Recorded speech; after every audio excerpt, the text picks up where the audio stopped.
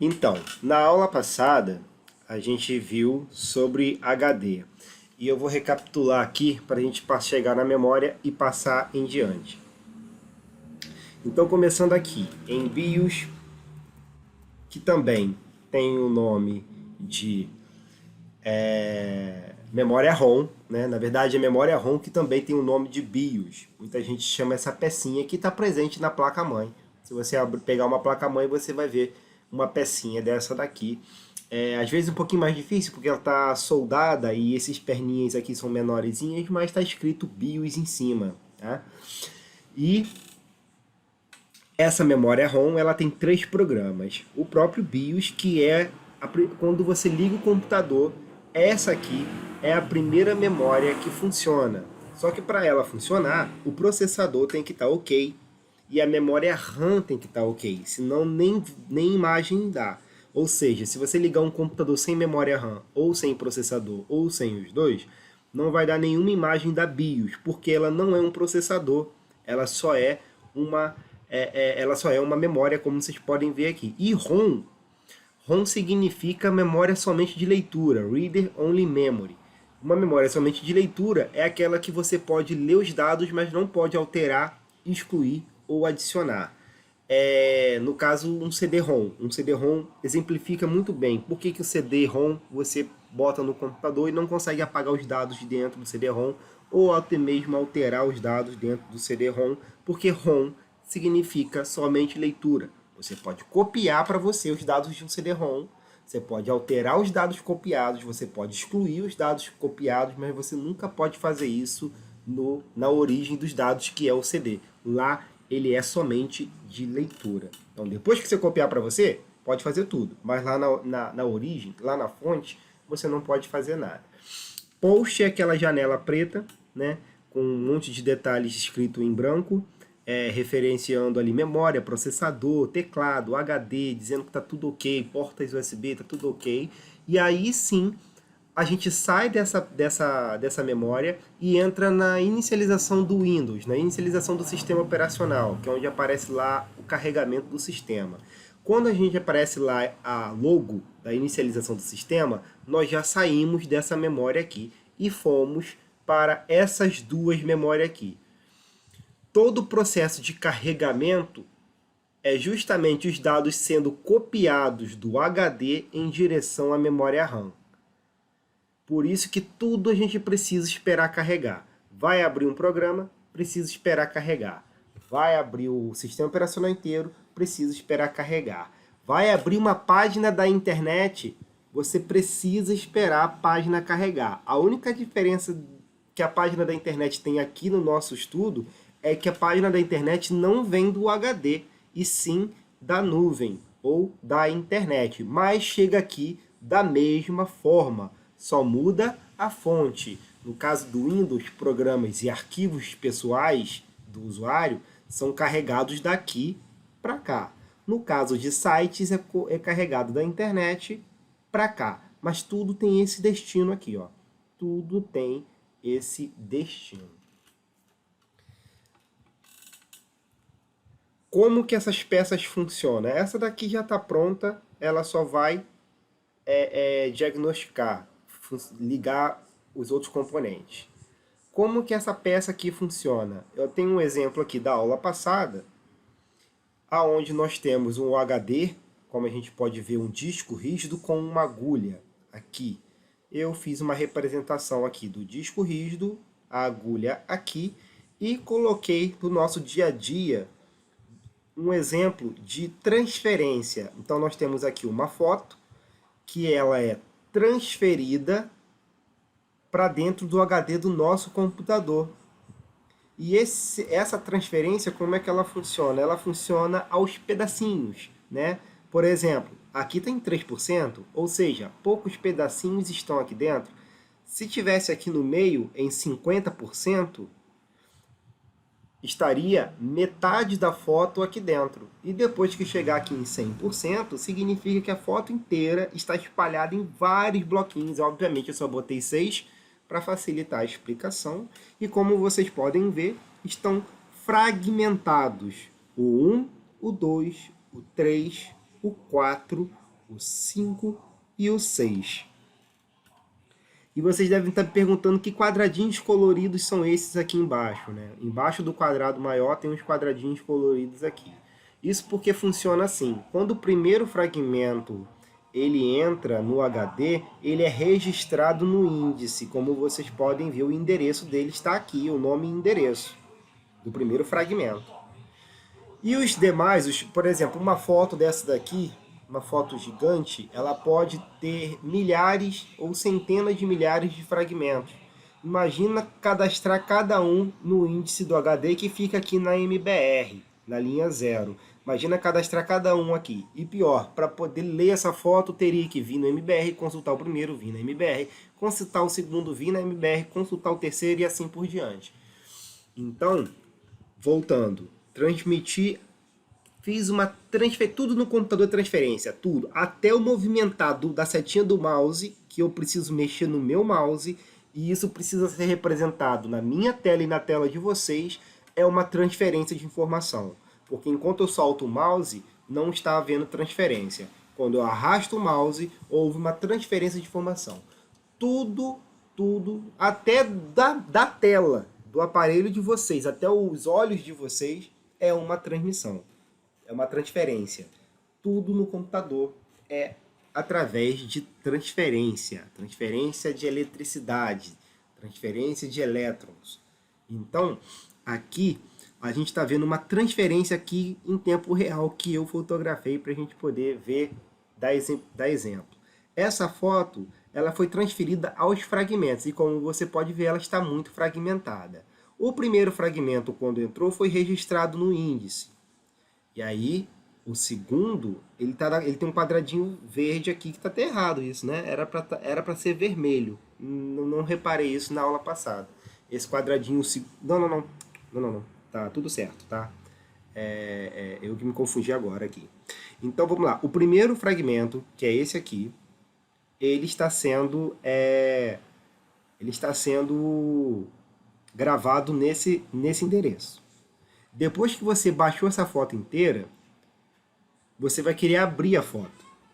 Então, quando você quiser procurar essa foto, você vai ver aquela miniaturazinha onde você vai dar 2 cliques. Quando você der 2 cliques, a agulha do HD vai vir nesse endereço, vai achar o primeiro. E o primeiro, como vocês podem ver, ele tem a assinatura do segundo, que é essa cor rosa. Então o primeiro vai apontar para a cor rosa, que é o segundo. Então a agulha vai pegar o segundo aqui, que vai apontar para o quadradinho verde, que é o terceiro. Então a agulha vai pegar o terceiro aqui. O terceiro vai apontar para o quadradinho amarelo, para o endereço do amarelo, que é o 4, que está aqui. O quarto vai apontar para o azul, que é o endereço do quinto, que está aqui. E o quinto vai apontar para o endereço do sexto, que está aqui. Depois que a agulha reunir todos os fragmentos, a foto abre na sua tela. Quando você dá 2 cliques, ou seja, acontece isso muito rápido. Por quê? Porque esse HD ele roda 7.200 RPM, ou seja, são 7.200 voltas a cada 60 segundos, a cada minuto 7.200 voltas. E a agulha funciona muito rapidamente para frente e para trás, pegando aqui todos os dados. Porém, é um movimento mecânico, é um movimento físico, um movimento mecânico, o que vai fazer com que a agulha ande para lá, para cá, e o disco rode, e assim ele consiga ter acesso a todas as áreas do disco, porque o disco está rodando e a agulha está indo para frente e para trás. Até aqui, beleza. Então, li tudo, abri a foto na minha tela. Foi isso que aconteceu. É assim que o HD armazena. Então, quando você vai abrir um programa, tem que esperar carregar. Quando eu fui abrir aqui o CorelDRAW, tive que esperar carregar. Se eu for abrir aqui o Photoshop, ó, se eu clico no Photoshop,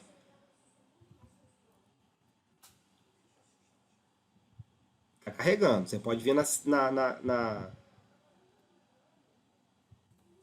Aí, ó, ele carregando aí, ó. Você pode ver, inclusive, na rodinha do mouse como é que fica processando, ó. Ó, deu até um erro. Deu um erro. Vamos fechar aqui, talvez seja porque minha memória está cheia. Vamos fechar. Vamos tentar abrir de novo. Só que sem mexer agora. Ah lá, não vou dar mais um não, porque pode ter sido um conflito aí de informação, o processador não conseguiu gerenciar tudo ao mesmo tempo. Olha como demora carregando. Abriu, viu? Ainda não abriu inteiro, ainda está carregando o procedimento. Tudo para memória RAM, tá levando tudo para memória RAM, que é aquela verdinha que a gente está vendo ali. Ó, opa, agora sim, agora está pronto para usar. Então, tudo, deixa eu fechar ele aqui.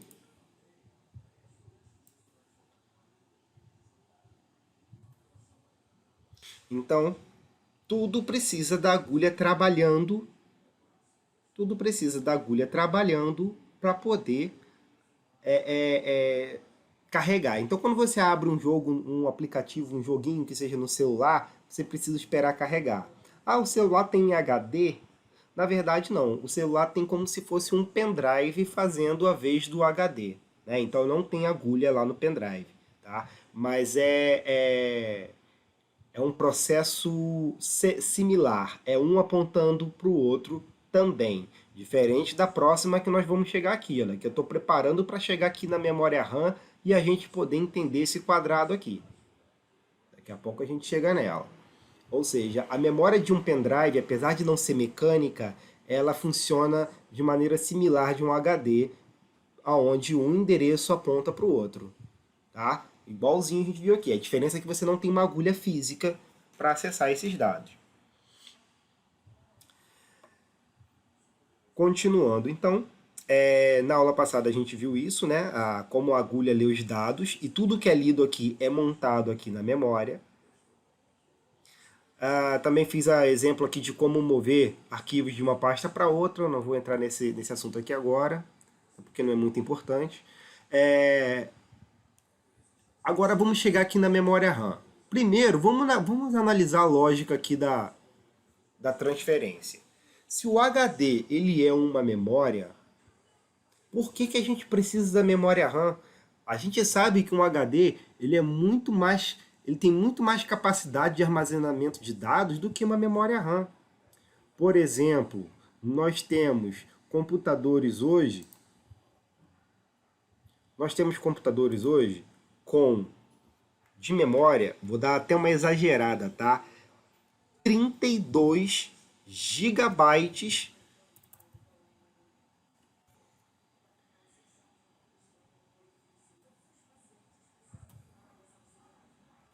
nós temos computadores com 32 gigabytes de armazenamento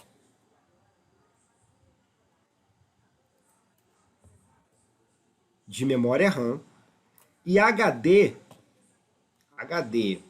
a gente tinha, para vocês terem uma ideia, nos anos 90, ué, cadê tá aqui. A gente tinha nos anos 90 40 gigas. Nos anos 90, tá? 99, 98, 99. Então, já era superior. Imagina isso hoje em dia, né? Hoje em dia, nós temos HDs de 4.096 gigabytes. 4.096 para 32 é uma diferença muito grande. Vocês podem chamar esse valor aqui de 4 terabytes, que dá também a mesma coisa, tá? 4 terabytes. Mas aí 4 terabytes pode ser que vocês não entendam que 4 terabytes a diferença de 4 para 32 não seja tão grande. Então por isso que eu coloquei em 4.000. Ah, isso tem mais, tá? Tem de 8 também, tá? 4.096 gigabytes. E aí vocês talvez nunca tenham atentado por que o computador precisa de duas memórias. Na verdade, precisa até de mais, né? Mas eu vou me limitar a essas duas aí. Por que o computador precisa de duas memórias? Sendo que uma é muito mais capaz do que a outra, mas ainda assim a gente depende mais da outra. Aí você já deve pensar na cabeça de vocês. Ah, por causa da velocidade. A velocidade de uma memória RAM ela é muito superior a de um HD. Lá no final da história, é isso mesmo. Só que a gente precisa entender o começo e o meio dessa história. Tá? Não é só porque ela é mais rápida. E sim, ela é mais rápida por quê? Né? Tem essa diferença, grande diferença. Por que ela é mais rápida? Não é essa a pergunta. Ela é mais rápida por quê? Essa é a pergunta certa. Então, eu até exagerei, tá? O meu computador aqui que está na minha mão mesmo, ele tem 8. Tá? 8 GB. Tá bom?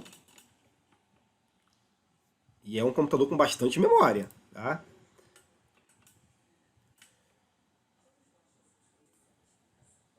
Agora eu vou explicar para vocês esse quadradinho aqui de baixo.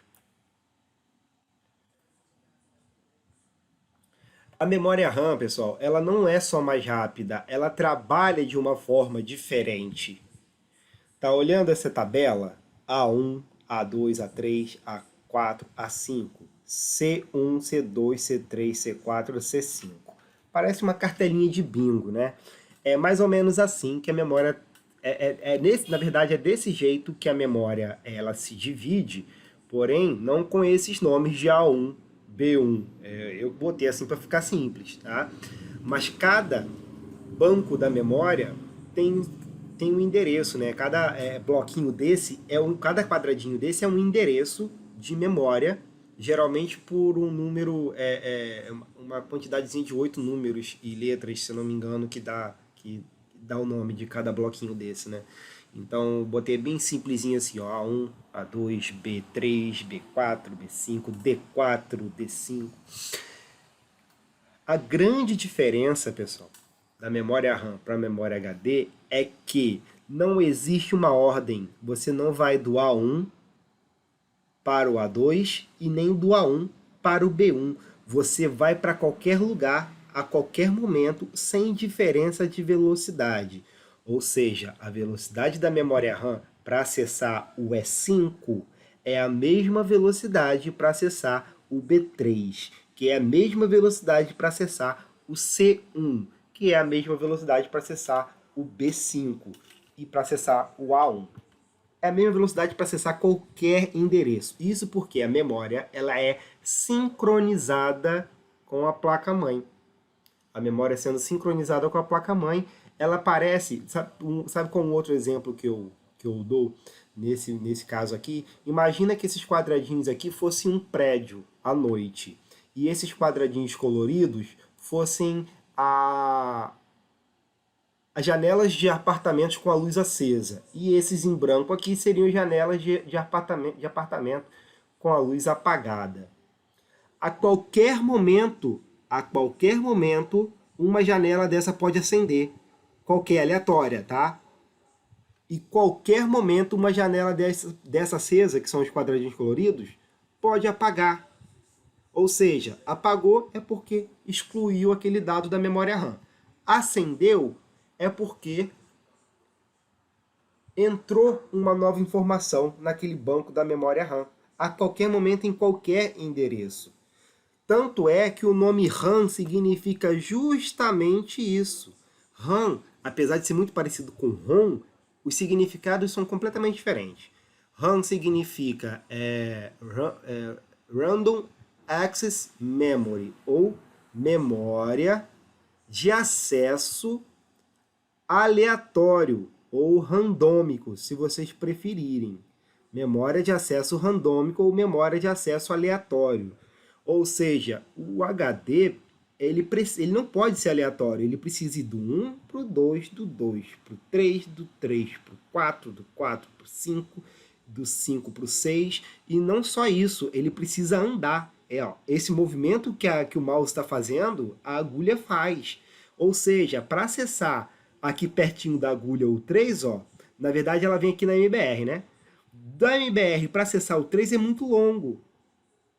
E é lógico que muito longo em questão de frações de segundos, milésimos de segundos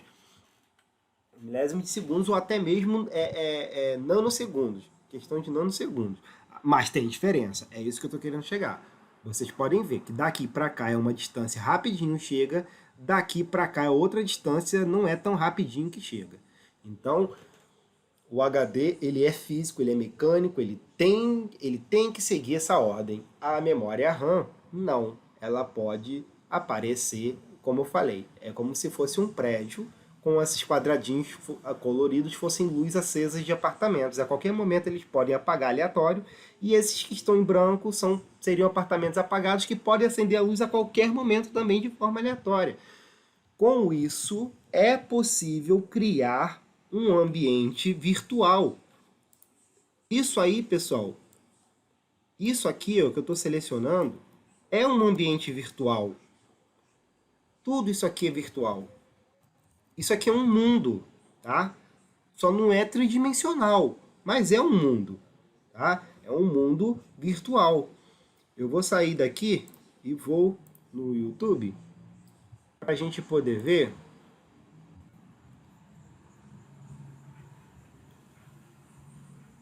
um ambiente tridimensional.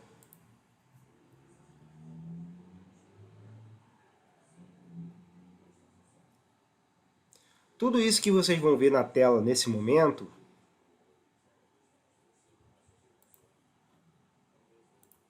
tudo isso que vocês vão ver na tela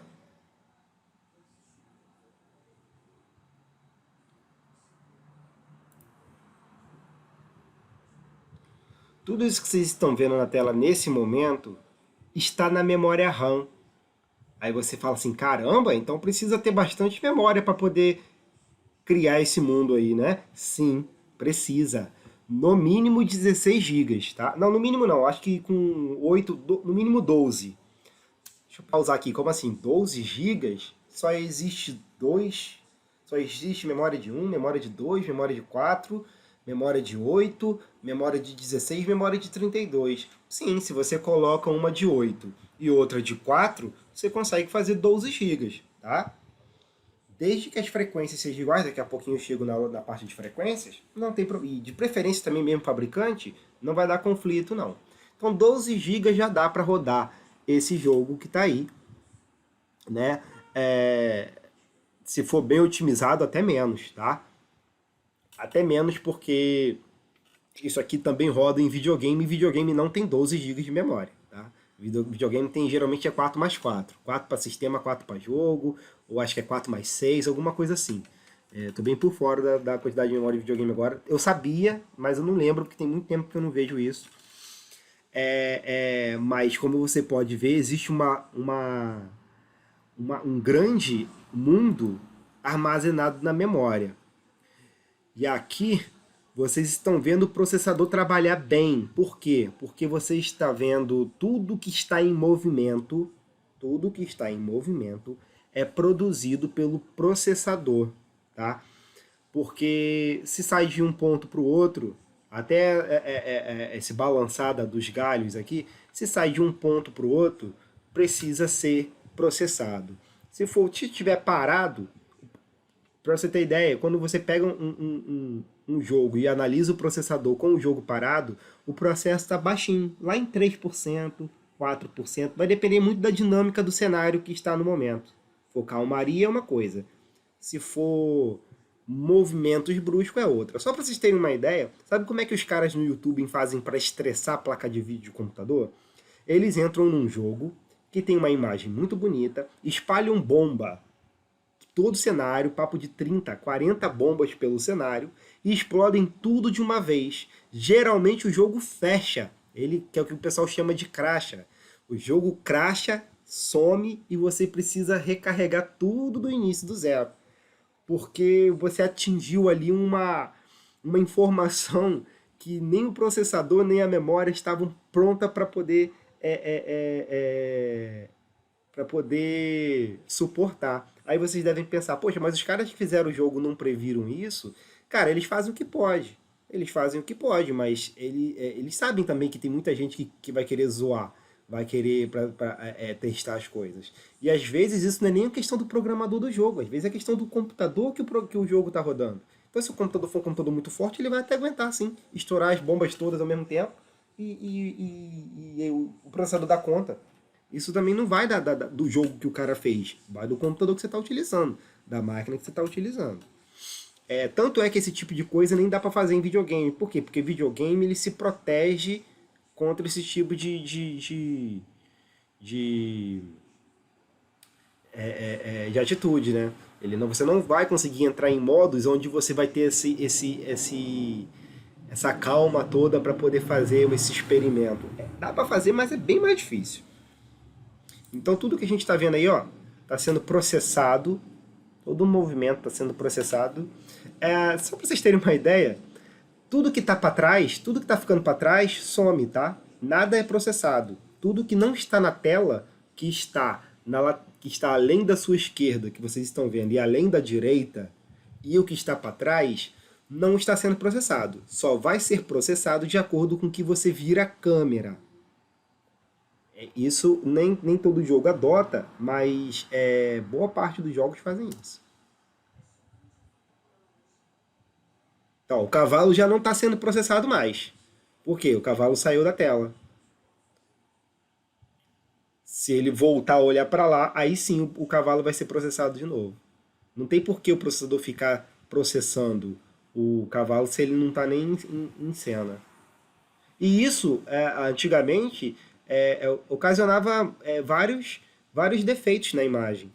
Por exemplo, você olha para trás, o cavalo não está mais ali. Ou você olha para trás, tem dois cavalos.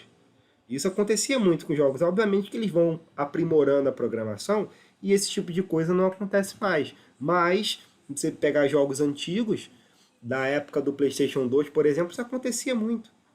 De você olhar para frente está uma coisa, você olha para trás está outra, você olha para frente está diferente, você olha para trás está diferente de novo. Isso acontecia. Tá? Só que os mais atentos é que percebiam, muita gente nem percebia. Então só é possível gerar esse mundo virtual 2D e o 3D dentro. Cadê onde que eu estava? Aqui. Dentro de uma memória RAM. Porque ela é totalmente de acesso aleatório.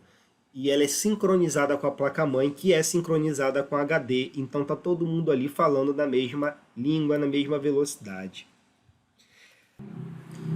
Então chegamos aqui a memórias RAM. E explicar para vocês aqui, mostrar para vocês um pouquinho da história aqui da evolução da memória RAM e o que de fato importa você saber na hora de adquirir uma memória RAM, né? Memória RAM, ela tem até um nome extenso, um nome longo, né? Porque de acordo com como a gente vai evoluindo com a memória, então acaba ficando com esse nome bem extenso aqui, ó. Memórias DIMM DDR SDRAM. Se não me engano, tá até faltando mais um nome aí, tá? Mas por enquanto vamos deixar só DIMM DDR SDRAM. Deixa eu explicar para vocês. Isso daqui, consequentemente, também é a evolução das memórias. Essa memória aqui, a primeira, ela não é uma DDR, tá? Ela não é uma DDR. A anterior a ela, que nem está aqui, ela não era uma SDRAM. Ela não era DIMM SDRAM. A anterior a essa daqui não era nada disso, nem DIMM, nem DDR, nem SDRAM. Essa daqui já é uma memória DIMM SDRAM. O que significa essas siglas? O que significa essas letrinhas? DIMM significa módulo de memória de interface dinâmica. E o que significa DDR? Duplo dado por pulso de clock, ou seja, envia e recebe dois dados ao mesmo tempo, né? E o que significa SDRAM? Significa memória de acesso aleatório de dados sincronizados, né? Então, essa memória primeira aqui, ela é uma memória DIMM. Ela é muito fácil reconhecer, apesar de que é muito difícil vocês vão pegar uma memória dessa em mãos. Eu até tenho lá na Microlinks. É muito fácil reconhecer porque ela é a única que tem esses dois dentinhos aqui, ó, como vocês podem ver. Deixa eu ver se consigo pegar a memória inteira. Aí, ó, peguei a memória inteira. Ela tem esses dois dentinhos aqui, ó, um aqui, outro aqui. É a única que possui dois. Então, muito fácil de reconhecer a memória DIMM. ela trabalha com, vou chamar para um detalhe curioso, ela trabalha com 3,3 volts. E por que isso aqui é curioso? Porque conforme a velocidade vai aumentando, ó, vai só aumentando a velocidade, vai caindo o consumo elétrico, tá? Isso é tecnologia evoluindo.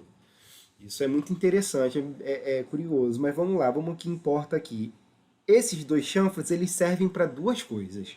Para você não encaixar essa memória numa placa-mãe errada, o que você não consegue fazer, tá? Para conseguir fazer, você teria que fazer muito esforço para conectar uma memória RAM numa placa diferente do socket da placa-mãe. Então, esses dois chanfres eles servem para isso e a outra coisa seria você não encaixar do lado errado, porque você pode colocar com esse adesivo virado para cá, como você pode botar esse adesivo virado lá para frente. Tá virado aqui pra gente, né? Ou virado lá para frente lá, ó, no caso lá atrás. Por quê? Porque ela tem um tamanho aqui comprido, né, que encaixaria teoricamente dos dois lados. Então vocês não vão conseguir, e nem de cabeça para baixo, porque de cabeça para baixo ela é reta, ó. Então vocês não vão conseguir conectar essa memória.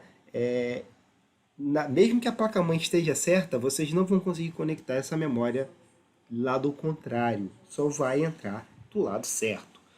Esses dentes aqui nas laterais é onde encaixa o pininho do socket da placa-mãe, tá? Ele encaixa aqui, certinho. Sempre é compatível. A questão mesmo está aqui embaixo. Nunca do lado contrário e nunca vai conseguir em placa-mãe errada. Vamos dar uma olhada no que interessa mais aqui pra gente, que é a frequência de memória. Isso aqui, ó, frequência da memória. Deixa eu voltar aqui no CorelDRAW, que eu quero explicar para vocês uma coisa rapidinho. O que é frequência? Frequência é aquilo que está sempre se repetindo, no mesmo padrão. Vou dar um exemplo para vocês. Quando você vai para a escola, vai para um curso, e toda vez, todo dia de aula, você assina a sua frequência, né?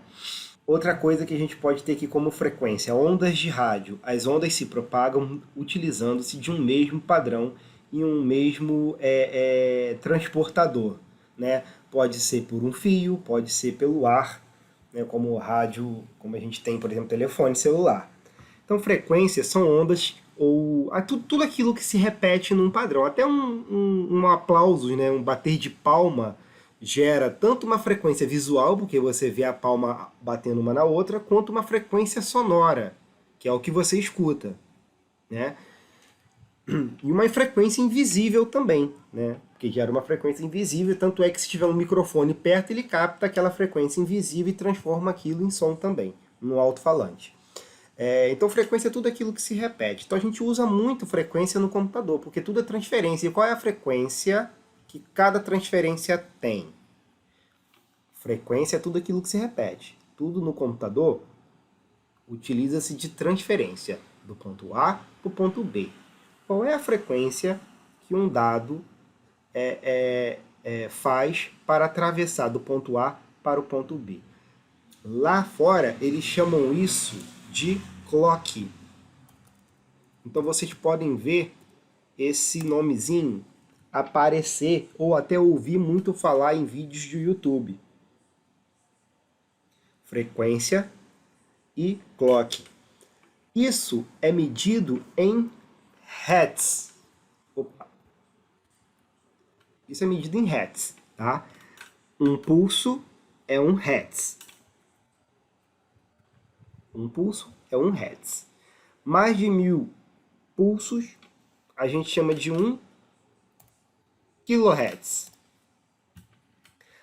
Mais não, na verdade, né? 1000 kHz nós chamamos de 1 MHz.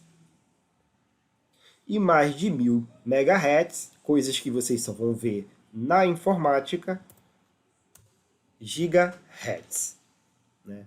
Seriam 1000 MHz. Então, 1 Hz, quando atinge 1000 é 1 kHz, quando atinge 1000 kHz é 1 MHz, quando atinge 1000 MHz, nós temos 1 GHz.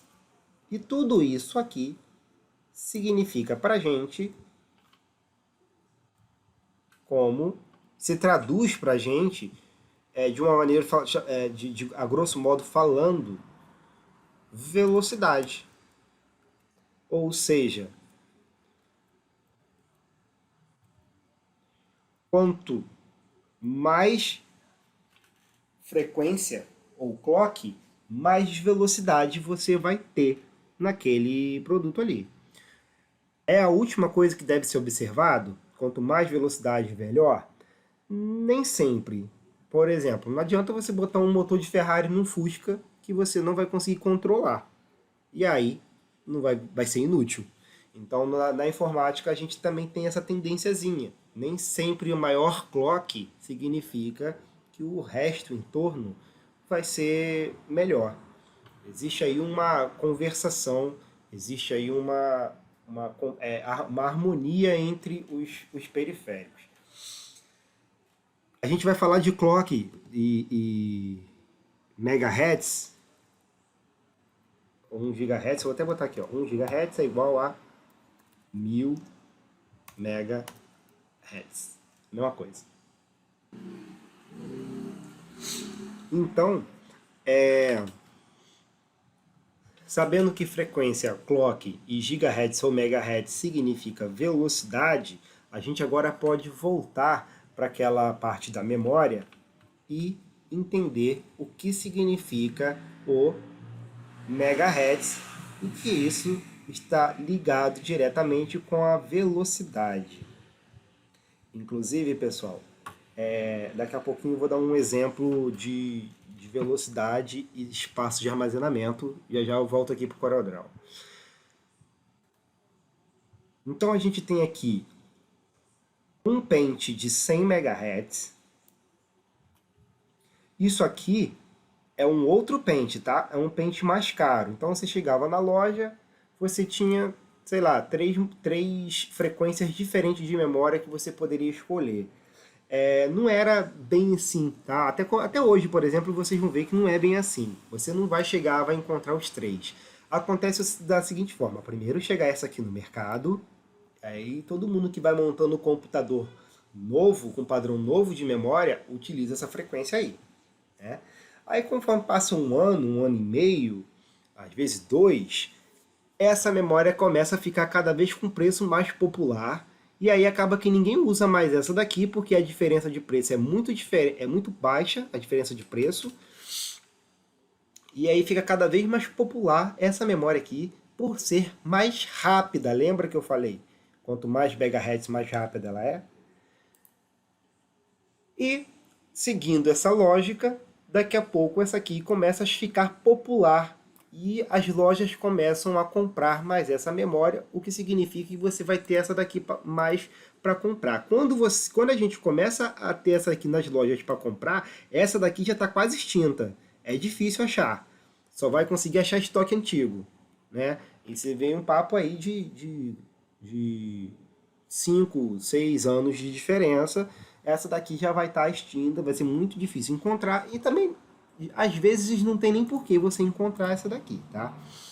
Às vezes, por que eu digo às vezes? Porque você tem que ver a compatibilidade da sua placa-mãe, se a sua placa-mãe aceita todas as frequências. Daqui a pouco eu falo mais sobre isso quando a gente chegar ali na frente, ali, que isso vai ser mais presente na nossa compra aqui, quando a gente for montar o computador. Então vocês vão ver isso de novo mais pra frente.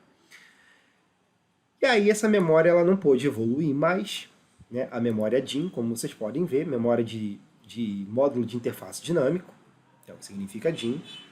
Ela teve esse ciclo aqui e acabou. E aí foi lançada a primeira memória DDR. E aí sim com o nome DIMM DDR SDRAM, né? Que é essa memória aqui, a que nós chamamos de DDR1.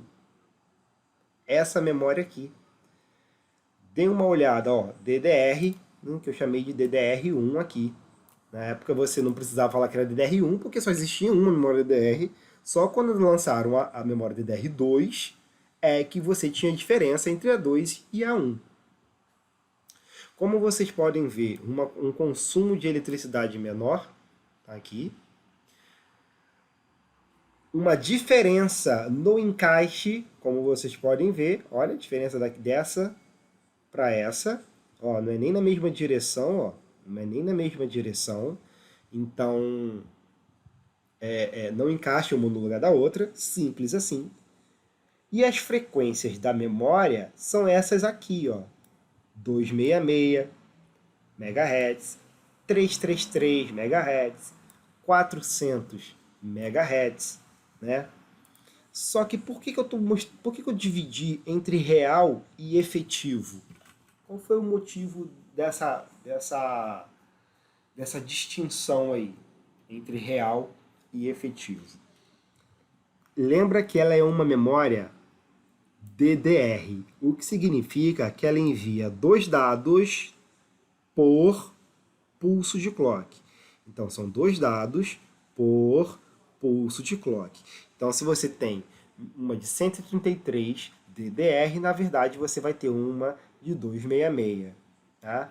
A conta não vai bater 100% não, tá? O certo seria 332, mas na etiqueta é assim que eles trazem, eles arredondam para cima, né? Então vai trazer 333, tá? Então se você tem uma memória e o que vem escrito na memória, porque a memória ela tem um selinho, ó. Essa aqui não tem, mas essa aqui tem, ó. Ela tem um selinho. E aqui na descrição da memória vem escrito as características dela. E as características que vem é essa daqui. Eles não botam o clock real, até porque não daria para diferenciar da memória daqui de cima. Olha só, 266 aqui e aqui não tem 266, mas tem 133. Ó. 133 aqui e 133 aqui. É porque existiam mais frequências, tá? Não existiam só essas três que eu estou botando aí, não. É só para poder exemplificar. Existiam outras. Nessa época eu nem lembro. Nem sei qual é. Não era a época que eu trabalhava, não. Quando eu comecei a conhecer, trabalhar com isso, eu já peguei o início da DDR2, apesar de que o meu primeiro computador, ele estava usando o DDR1, mas eu só estava usando o DDR1 por desconhecer que na época que eu comprei o computador já havia memória DDR2 e o vendedor que me vendeu o computador lá na loja, ele não me aconselhou a esperar um pouquinho que eu digo 2 semanas, e comprar o computador com a DDR2, tá? Essa confusão se deu por causa da placa de vídeo. Eles não tinham uma placa de vídeo compatível com a placa-mãe da DDR2, e aí eles me venderam, por causa da placa de vídeo, eles me venderam com a DDR1, mas eles poderiam ter falado que não compensaria. Seria melhor eu esperar 2 semanas que eles iam receber a placa de vídeo compatível com a placa-mãe da DDR2. E eu não tive esse conselho, não sabia, estava na mão deles, e aí eles fizeram essa troca me colocando uma peça que já estava ultrapassada. Quando você usa uma memória ultrapassada, significa que você também está usando uma placa-mãe ultrapassada. Tá? E às vezes, muito provavelmente, o processador também. Não era o caso, o processador ele era compatível tanto na DDR1 quanto na DDR2, mas poderia ser um caso até de eu estar perdendo no processador, que é o principal componente de um computador, que é o que dá o norte do computador em relação ao desempenho, é o processador. É óbvio que a gente pode harmonizar todas as peças para que você tire melhor proveito do seu processador, mas ele ainda é o motor do carro, é ele ainda que vai dar o resultado final do seu computador, é o processador, que a gente vai entrar na próxima aula. A gente vai começar a falar de processador na próxima aula. Então, continuando aqui, o clock efetivo, para você saber o real, é só você dividir por 2 que você vai chegar no clock real. Então nós tivemos aqui pentes de 266, pente de 333. Por que dobra? Por que mesmo que dobra? Porque é DDR. E o que significa DDR? DDR significa duplo dado por pulso de clock. Double date rate. Duplo dado por pulso. E cada pulso tem 1 MHz. No caso, cada pulso tem 1 Hz. A cada pulso, a cada Hz, 2 dados são enviados ou 2 dados são recebidos pela memória RAM. Então você dobra o canal. Dobrou o canal é como se dobrasse a velocidade. Beleza? Tanto é que da memória DDR2 que nós vamos entrar agora, eu nem coloco mais o clock real. Eu só faço igual os fabricantes. Coloca só o clock efetivo. Para você saber o clock real, divide esses números por 2 que você vai saber, tá? Se tiver curiosidade. E se no seu computador você quiser saber, tem um programinha chamado AIDA64, que é o que eu tenho de cabeça agora, mas deve ter outros aí, que ele mostra todas as características de todas as peças do seu computador e lá ele vai mostrar o clock real e o clock efetivo da sua placa de memória. Bom, quantos núcleos seu processador tem, vai mostrar tudo. Tá? Eu vou abrir esse programa mais tarde aqui, na próxima aula, muito provavelmente. Hoje não devo abrir, não. Então, olha só, memória DDR2, vamos lá dar uma olhada na parte visual, né? Professor, essa aqui tem 2 dentinhos, tá? Isso isso é para ser compatível com todas as placas, porque umas podem ter a travinha mais baixa, outra ter a travinha mais alta, e aí é compatível com as duas, tá? Então, ignore isso daí. O chanfro do meio, você pode ver que existe uma diferença muito pequena. Ó, esse passa aqui do lado. Não tem como puxar uma régua agora aqui, mas esse está um pouquinho... Esse aqui está um pouquinho para lá. Se eu fosse descer, ele estaria aqui do lado, ó. Aqui assim, ó, do lado. Ou seja, nunca é no meio, porque se fosse exatamente no meio, você encaixaria de qualquer lado, e você não consegue encaixar de qualquer lado. Então é esse dentinho que protege de você fazer besteira na hora de encaixar uma memória numa placa-mãe, no barramento da placa-mãe, no socket ou no slot, como você quiser chamar. Tá? Barramentos são vias de comunicação entre a placa-mãe e o componente que você quer usar. Geralmente a gente chama de periférico. Mas memória RAM não é um periférico, tá? Ela faz parte da CPU. Por isso que eu não quis usar a palavra periférico aqui. Mas todo barramento, desde uma porta USB até onde você coloca cabo de rede, até mesmo onde entra a rede Wi-Fi, tudo isso é barramento, que é uma via de comunicação entre a placa-mãe e o periférico. E aqui o barramento ele se protege com esse chanfrozinho para você não fazer uma instalação errada. Vamos dar uma olhada nas frequências da memória DDR2. A DDR2 tem 533 MHz, aí novamente aquilo que aconteceu com a DIN e com a DDR1 acontece aqui. Depois esse pente aqui foi ficando mais barata a produção, e aí, consequentemente, lá na loja onde o consumidor final compra, o preço abaixa também, e aí fica com preço melhor do que a anterior, que é um pouco mais lenta. E novamente, isso vai acontecer mais tarde quando essa daqui se popularizar o preço. Quando essa aqui se popularizar o preço, essa daqui vai estar dificílima de encontrar. Mas aí rola uma preocupaçãozinha. Não é toda a placa-mãe da era da DDR2, da era da memória DDR2, não é toda a placa-mãe que suportava uma memória de 800 MHz. Tá? Algumas nem a 667 suportava. Você tinha que usar o pente certo, com a frequência certa, tá? E isso vai mudar um pouquinho entre os fabricantes de processador. No caso da Intel, tem uma tendência melhor de funcionar do que no caso da AMD, por causa que eles tinham arquiteturas distintas nessa era. O processador, no caso da AMD, ele que tinha o controlador de memória embutido, era no processador, no caso da AMD, né? Só para contar um pouquinho a história aqui. E aí, você dependia se o processador fosse compatível com as frequências da placa-mãe. Se não fosse, se ia funcionar com uma frequência mais baixa ou se não ia nem dar vídeo. Aí era uma questão de... Aí era uma questão mesmo de sorte, né? E no caso da Intel, o controlador de memória ficava na placa-mãe. Quando você colocava uma de 800 numa placa-mãe que não suportava, podia ser que ela trabalhasse menor, ou aqui, como eu já vi várias vezes acontecer. Você tem uma memória de 800 MHz, mas ela só funcionava 533 ou a 667, porque era o que a placa-mãe ela baixava a frequência da memória para poder funcionar, né? Aí tinha uma compatibilidade maior. Mas também nem sempre, vai depender muito do fabricante da placa-mãe e tal. Agora a gente vem para a memória DDR3.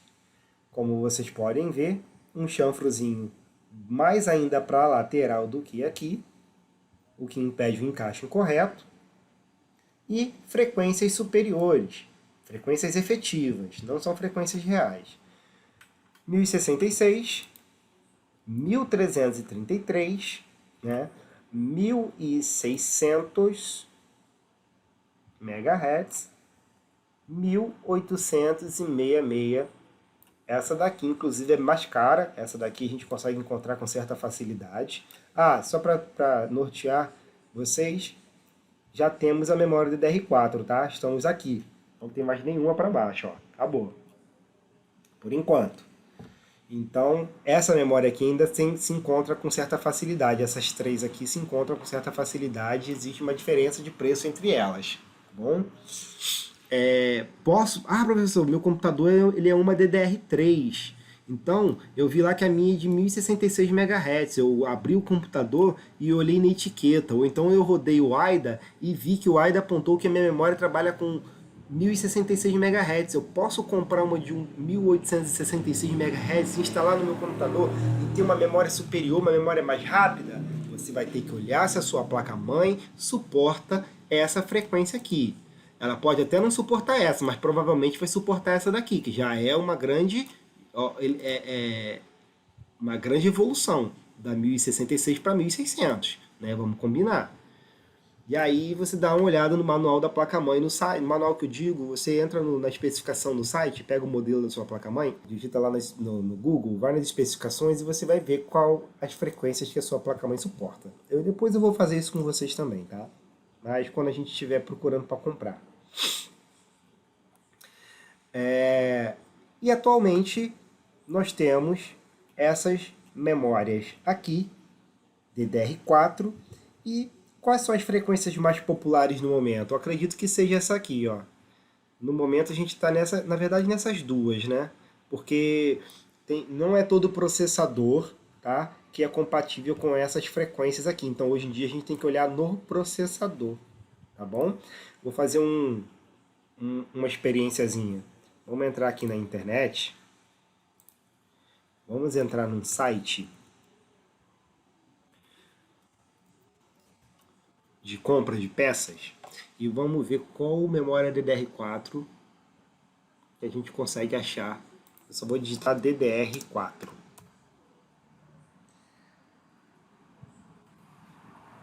Vamos dar uma olhada nos preços aqui, rapidinho. Então nós temos aqui a memória 8 GB, olha aqui, ó, 3000 MHz. 3000. Deixa eu ver se tem 3000 lá no meu... Não, nem tem. Uma coisa que eu notei que na memória DDR4 parece que as frequências elas não estão seguindo o padrão de antes. Parece que ela está tendo uma mutação. Você vê que não tem 3000 aqui no meu quadro, mas isso aqui, pessoal, eu peguei de um artigo, tá? Até porque eu peguei esses dados aqui de um artigo, acho que se não me engano, lá do começo, até mesmo anterior ao lançamento da DDR4, tá? Então esses aqui eram as frequências previstas, né? Seguindo a lógica das demais ali de cima, essa aqui era o resultado previsto. Mas eu já notei que existem umas frequências de memória, inclusive uma memória DDR3L, que eu nunca usei. Parece que ela encaixa no mesmo socket da DDR4, mas eu ainda estou meio um pouco por fora da DDR3L, tá? Não me interessei muito em procurar saber dela, não. Até porque, se eu fosse montar um computador para qualquer pessoa, seria com DDR4. Eu não montaria com DDR3L. Então, eu não estou me importando nem um pouco com a DDR3L, não quero não correr atrás para aprender exatamente o porquê dessa memória, se é preço que é competitivo, se as frequências são compatíveis com DDR4. Então, eu não estou muito por dentro dessa memória DDR3L, não. Mas me parece que o socket dela é o mesmo da DDR4. Então a gente pode ver aqui, ó, 2666, vamos ver se lá tem. Tem a 2667 aqui, ó. Vou até corrigir aqui, ó. 2666. Mas isso cada site vai botar de um jeito, né? Cada fabricante vai botar de um jeito. Já sei que vai ter essa alteração. Então tem aqui, ó, 2666, 3000, a diferença de preço. Dá uma olhada, essa daqui, 2666, ela é mais lenta que a 3000 e é mais cara. Olha isso. Uma coisa que pode influenciar, pessoal, é a marca. Só que a memória, a data, ela tem inclusive acende aqui em cima. Ela é uma memória, além de bonita, é uma marca boa. E aqui tem a HyperX da Kingston, um pouquinho,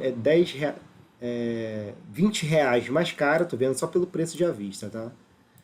20 reais mais cara e mais lenta, né? Olha a frequência dessa daqui para a frequência dessa daqui. Curioso, né? Isso acontece mesmo. Eu já tinha falado, contado essa bola para vocês lá atrás. Às vezes fica até, o preço fica bem, a diferença de preço é bem pequenininho.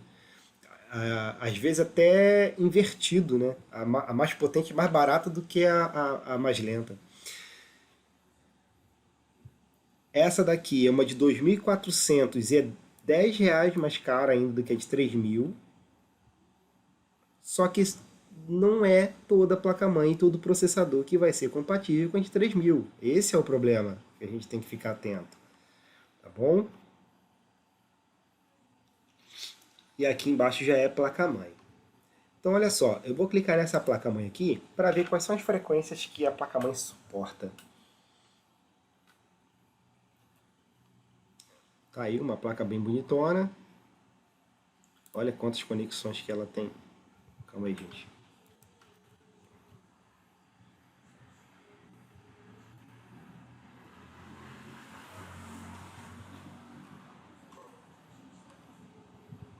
Olha só quantas conexões ela tem na parte de trás. Ó, USB 3.1, que é essa verdinha, azul, a piscina, sei lá qual que cor é.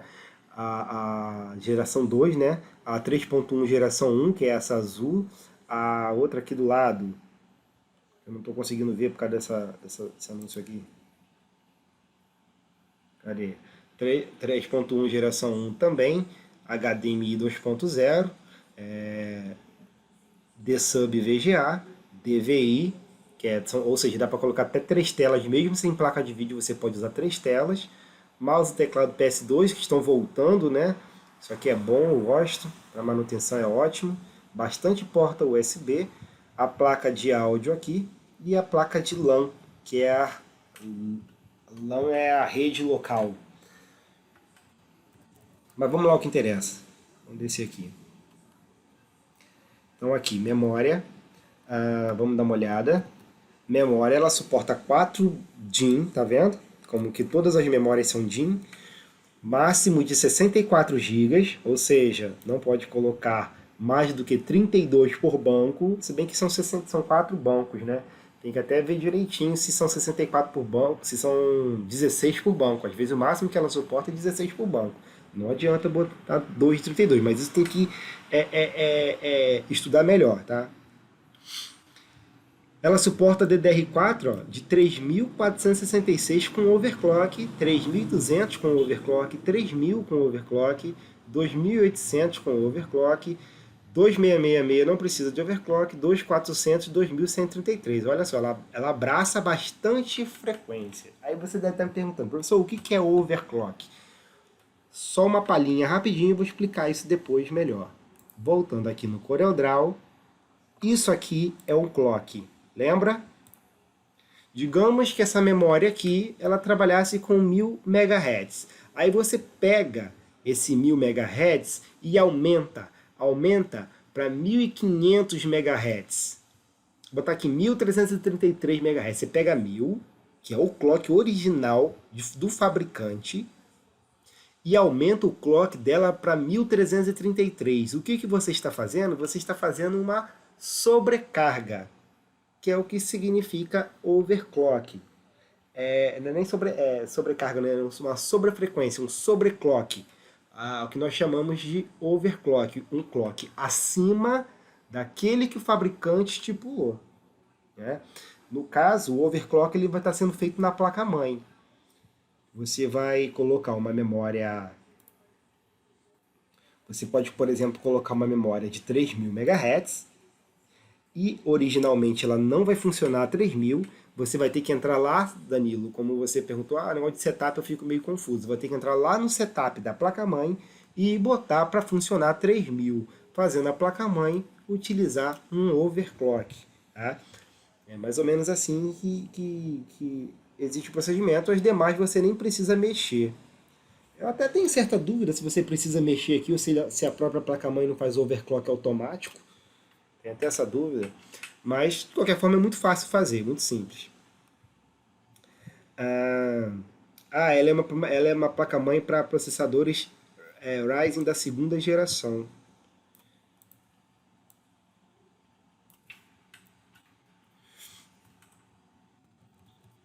A AMD, a Ryzen é a AMD, tá? A AMD e Intel eles sempre têm certas diferenças. Então eu queria chamar a atenção para vocês sobre um detalhe. Nos processadores da AMD, a gente não tem, eu não consegui encontrar aqui, relação deles com a memória RAM.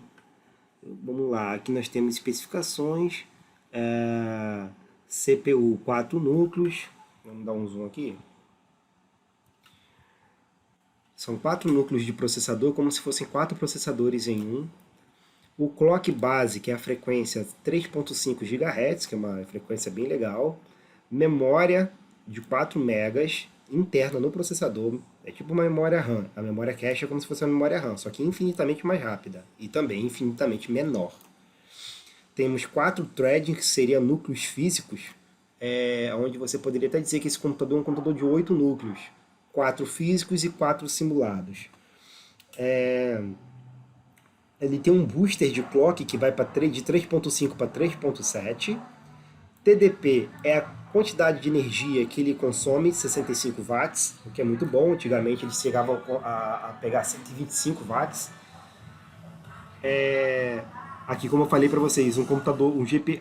não, isso aqui é a GPU, é a placa de vídeo. Então ele tem placa de vídeo interna, tá? Esse processador, integrado no chip do processador, nós temos uma placa de vídeo. Então isso aqui é uma APU. Eu vou falar melhor quando a gente chegar na aula de processador sobre a APU. Ele tem placa de vídeo. A APU é processador que tem placa de vídeo dentro do processador. Tudo dentro de uma pecinha só. É impressionante.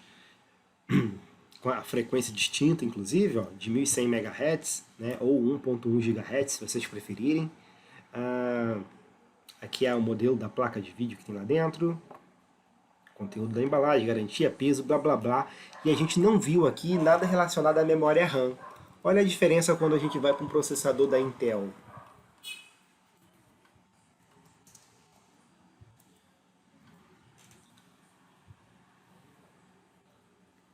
Core i7. Olha só, vamos pegar esse Core i7 de 9ª geração. Em questão de geração, a Intel está muito à frente, tá? Enquanto a AMD está na 3ª, se eu não me engano, a Intel está na 9ª, o que não significa nada em relação a um ser melhor que o outro, tá? A Intel até é, mas assim, depende da aplicação. Para quem prefere jogar, o da AMD costuma ser melhor.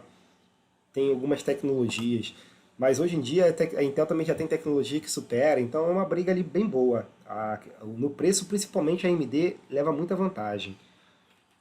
Mas a Intel, em relação ao desempenho, cara, eles são muito próximos. A questão é que não se justifica na compra de um processador. Vou dar um exemplo para vocês. Vocês estão querendo comprar um carro que tenha uma potência que chega até 200 km por hora. 200 km por hora. Vocês querem esse carro que chega a 200 km por hora. Esse carro está custando 100 milhões. Um exemplo. E aí, vocês têm uma segunda opção, que é um carro que custa... eu falei o quê? Eu falei 100... Não, é 1 milhão, desculpa. Você tem um carro que custa 1 milhão, um carro que custa 1 milhão e ele corre a 200 km por hora. Vocês querem um carro de 200 km por hora que custa 1 milhão. Aí vocês encontram uma segunda alternativa, que é um carro a 600 mil que corre a 189 km por hora, ou seja, você perde 11 km por hora, mas economiza 400 mil. É mais ou menos assim que funcionam com processador. Você tem uma porcentagem, você tem aí uns 11% de vantagem na Intel, mas você tem aí uma vantagem de uns 11 a 15% num processador da Intel, só que você paga muito mais por essa superação. O que às vezes, na maioria das vezes, não é viável, né? Não é viável. Então, continuando aqui, vamos agora dar uma olhada na memória RAM. Olha só, daqui mesmo, pelo processador. Vamos descendo aqui. Ó, especificação de memória. A gente não viu isso lá na AMD. Tamanho máximo de memória, de acordo com o chip, com o tipo de memória. Ou seja, até 128 GB. Tipos de memória DDR4, ó, é o máximo que ele suporta, é 2666. E aquela memória de 3000, que a gente estava vendo ainda agora, não vai servir. Ou se servir, ela vai reduzir de 3000 para 2666. Vocês viram que aqui no caso do processador da Intel, a memória está intrinsecamente ligada ao desempenho do processador. Eles precisam estar ali na mesma banda, na mesma largura de banda, como vocês podem ver aqui, para funcionar, né? Então tem esse detalhezinho aí. Na AMD você consegue deixar vamos dizer assim, esse pepino a placa-mãe resolver. Então você vai ter que ficar atento na mesma coisa, só que ao invés de você se preocupar com isso no processador, lá no KDMD, em vez de você se preocupar com isso dentro do processador, você vai se preocupar com isso dentro da placa-mãe.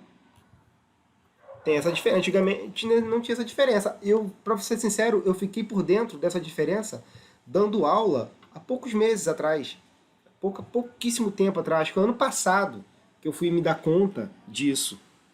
Para vocês terem uma ideia, que agora a gente precisa ver isso dentro, no caso da Intel, ver isso dentro do processador. E no caso da AMD, continua como sempre foi, ver isso lá no chipset da placa-mãe, lá nas características da placa-mãe. Bom, então é isso, já estamos chegando no finalzinho. Deixa eu ver aqui só para concluir. Vou recapitular só essa última coisa que eu falei para poder concluir, com mais calma. Quando você for comprar um processador, quando você for montar um computador para Intel, você vai ficar ligado entre memória e processador, a frequência de ambos, se são compatíveis. Memória com processador, no caso da Intel. Quando você estiver vendo no caso da AMD, você não vai precisar ver a compatibilidade aqui. Você não vai precisar ver a compatibilidade de memória aqui. Você vai baixar para ler as coisas aqui, mas você não vai se preocupar. Porém, quando você for comprar a memória, você vai ter que ver se a placa-mãe que você escolheu é compatível. Se você, vamos voltar aqui para a memória. Estamos na memória, estamos na placa-mãe. Então, ao escolher a placa-mãe, você vai ver qual memória que ela suporta e vice-versa. Ao escolher a memória, você vai ter que ver a que a placa-mãe suporta. Então fica assim, tá? Aprendido dessa forma. No caso da AMD, né? Placa-mãe para AMD está escrito aqui em cima, ó. Placa-mãe Asus Prime para AMD Socket AM4. Se fosse para Intel, estaria escrito Intel LGA 1151, se eu não me engano, 1150, que é o socket da placa-mãe para o processador da Intel. Então, vai descer aqui e vai ver. Você vê que a placa-mãe, ela trabalha, tira isso de letra, né? Você vê que até 3046 com overclock ela suporta aqui, ó, várias frequências. Né? Torna mais fácil aí a compatibilidade do que no caso da Intel. Olha que eu peguei um Core i7 de 9ª geração, que é um processador caro, nem vi o preço, né? Nem quis ver o preço, mas é um processador caro, muito bom, mas caro. Então é isso.